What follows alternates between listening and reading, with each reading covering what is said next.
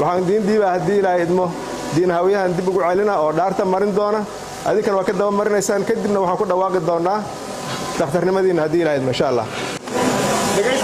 bismillah waxaan ku dhaaranayaa magaca Alle in aan u adeegi doono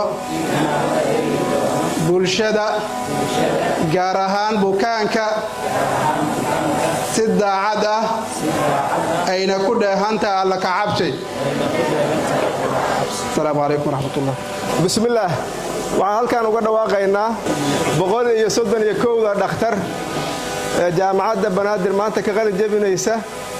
oo baajkii 16aad oo jaamacadda Banaadir halkan uga qalin jabiyay waxaan cadaynaynaa inay laga bilaabo maanta ay yihiin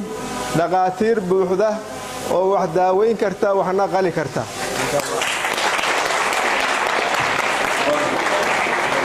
soo dhawaada hambalyo ururka dhaqaatiirta